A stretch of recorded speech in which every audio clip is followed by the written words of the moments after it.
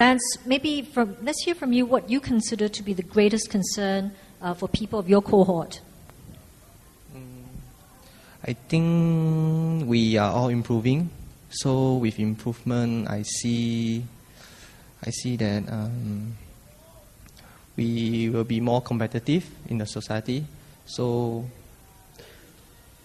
when we are more competitive, the cost of living, the standard of living will increase. So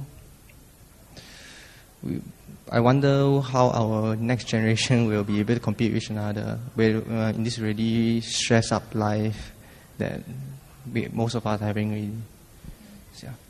Okay, I think, well, we've been, the topic about this is about nation building, and I think we talked about, country and how to bring people back possibly and hope that they do come back.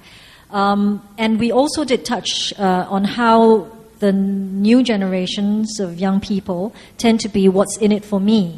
Particularly, maybe it's more magnified. They're more, less shy about, going after what they feel they deserve and want. And here I'd like to just throw this out for discussion. John F. Kennedy once said, "Do not ask what your country can do for you, but what you can do for your country." Do you think that quote is no longer relevant in this day and age for this generation? It's still relevant, but I think the country, that word you change to company. So I would say that the most of the younger generation, because of how they've been brought up, although they are socially conscious because they are well informed, and we see people volunteering, but talking about the big grand plans of nation building, the people who grab hold of that and really passionate about it, I wouldn't say it's on the increase. I would say that they are interested, but really committing themselves would be a bit more difficult. That phrase itself, or those sentences, is relevant when you apply it at a slightly smaller scale and say, about company. Because to them it's about climbing the corporate ladder and how far they can get ahead. When they achieve certain financial stability and meet some of their career objectives, maybe the nation building part can come in, and it will come in. I think ultimately they achieve a certain status, I think they'll be thinking about that.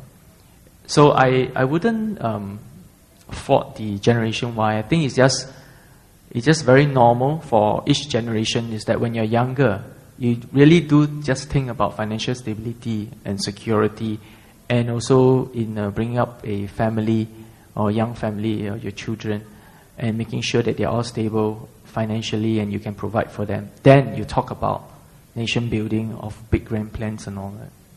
So I know people are getting hungry, they want the next meal already, but maybe, Mr. Teo, just to round off this discussion, we have employers and employees here.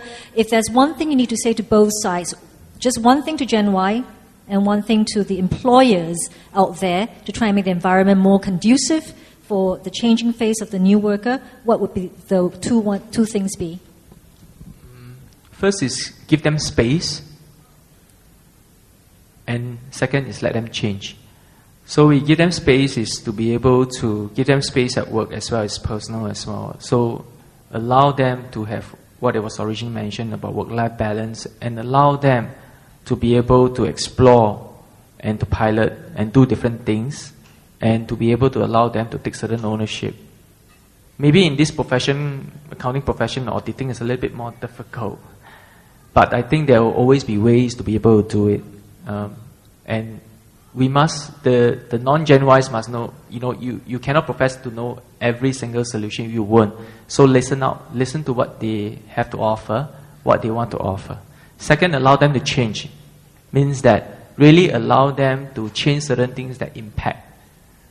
So don't, allow them to be part of the process of change, and allow them to be able to let you know what they want to do and to be able to do it.